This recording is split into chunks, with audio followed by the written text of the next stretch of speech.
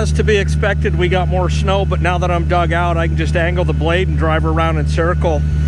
And I'll move it one more notch. Somebody made a comment that I need to learn how to use farm equipment to remove snow. Yeah, because it's really rocket science, man. It's so tough. But anyways, let me throttle this down.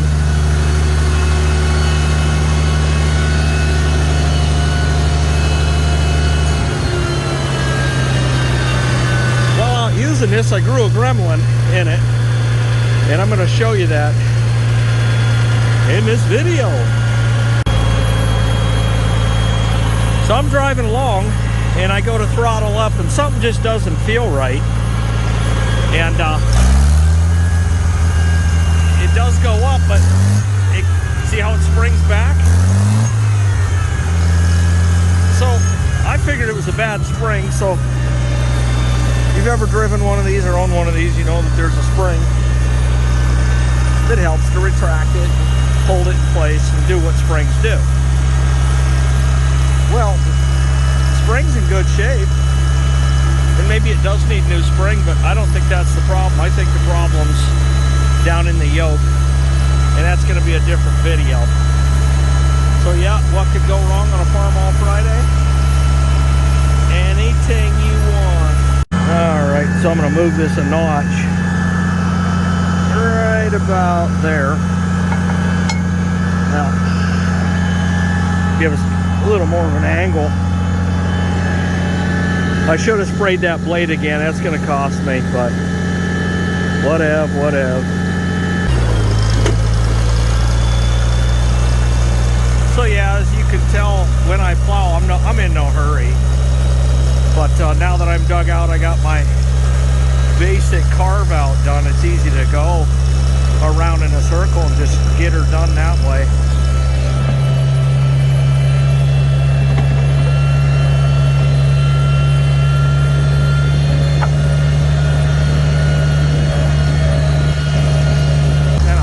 Rest of this out.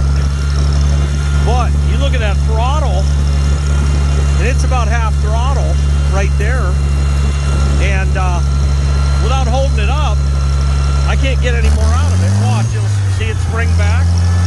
Alright, so that's probably 2/3 throttle, but it springs back, so probably in a different video I'll dig into that,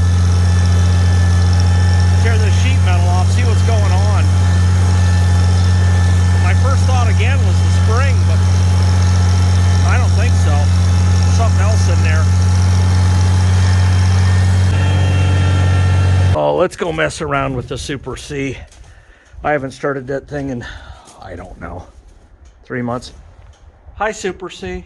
Yeah, the old first things first, we're gonna take her out of gear, and I know she's out of gear because it just rocked back about a half a foot. All right. How do you start it? Oh, man. I'm Farmall fanatic. I'm not starting fanatic. Do not confuse the two. All right. Let's make her hot. Fire in a hole.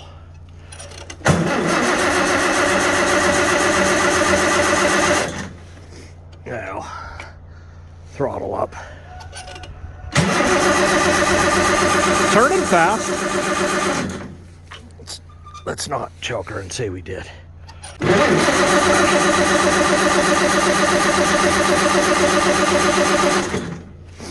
Yeah, it's not a fan.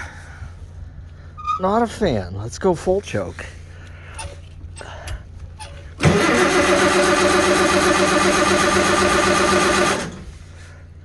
Half choke.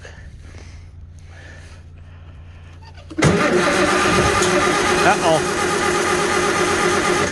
Let's unchoke.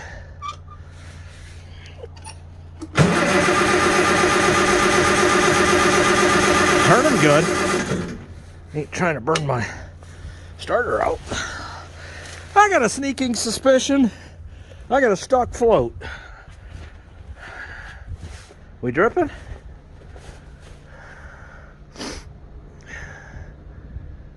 Huh. We ain't dripping.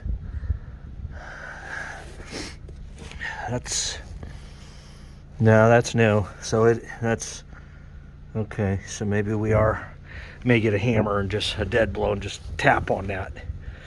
Who knows, you get a little bit of moisture in there and everything's gonna stick. It's about 19 degrees out today, but I am impressed at how fast that battery's turning, so something good. Well, let's see. Do I have a hammer?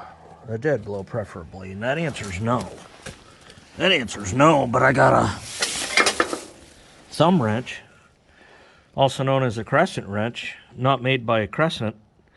But Crescent, I tell you what, I'll make you a deal. If you want me to call only your wrenches Crescent wrenches, then you can sponsor my channel. Until then, I'll do what I want. How's that sound? Pretty good? Thought so. Let's go over here, play tap tap on the carburetor. And I hate to get the starter fluid out and blow it in the air cleaner. I really, really do.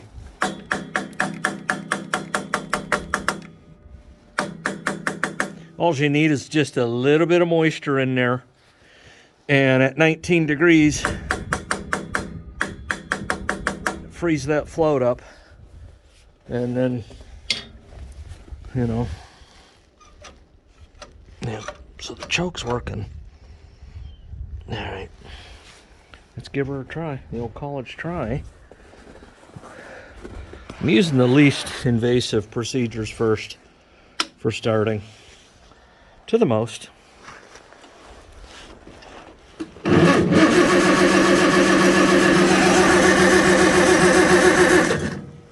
Okay, go chokey.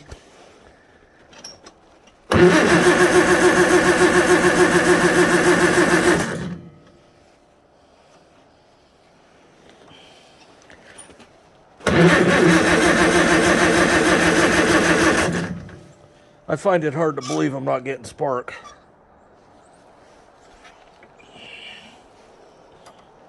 It is possible, but that ain't where my mind's at right now.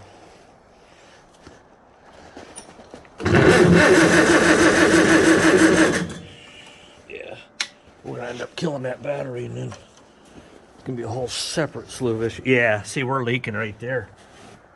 That float's for sure stuck. Yeah.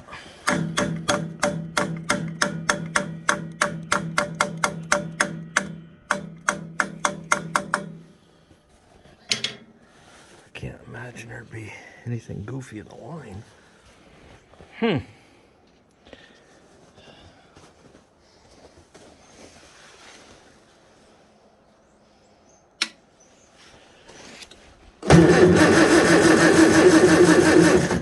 Nope. Oh, nice, nice, nice. I'll take and put that on trickle tonight, and then blow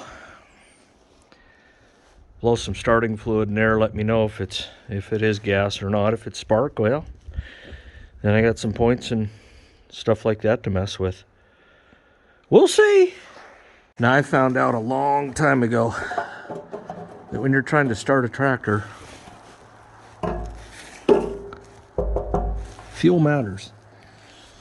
And so we're going to put not only fuel in it, I'm going to add some dry gas on steroids, seafoam, to it. There's two types of people when it comes to seafoam. You either love it or you hate it. I like it. I've seen the experiments with this stuff. So what I do first is I dump the old seafoam in.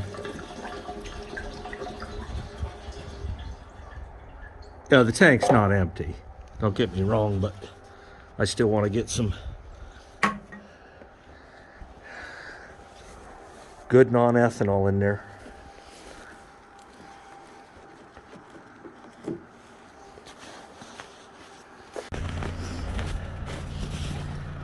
Well, I left her on trickle all night, 2 amp, and so we definitely have juice. Juice ain't gonna be the problem.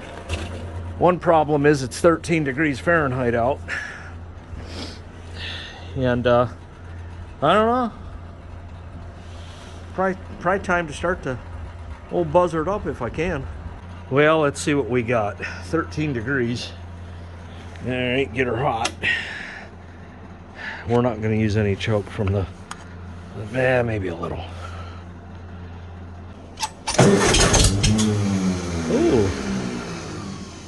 Okay. That was an absolute heck of a backfire that just came out of there. Yeah, I mean, something fierce.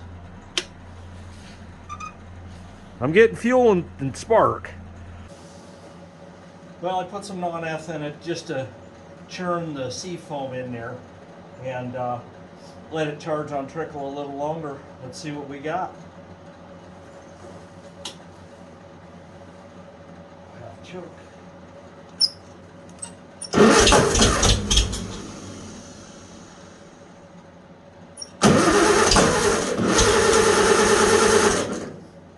No choke. Woo! We got a timing issue, I think.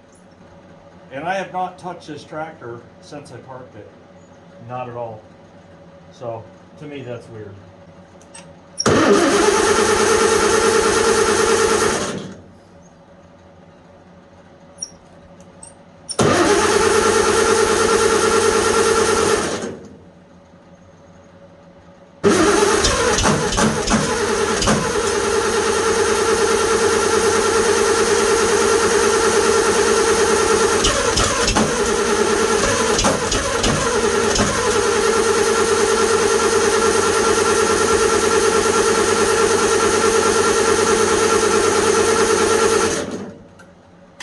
No sense cooking the starter. That's for sure. We ain't starting. We got fire and we got gas. All right, so what could be going on with this thing? From my experience, this isn't foolproof, but I'm going to tell you, timing's off. Could have sticking valves. Could have jets clogged in the carburetor. Let's see, what am I missing? Not getting enough fuel from the tank to the bowl to the carb. Quite a few things. Leave a comment down below as to what you think it could be. And I'll do a part 2, and I'll tell you what it was. Red power. Can't keep it down long, that's for sure.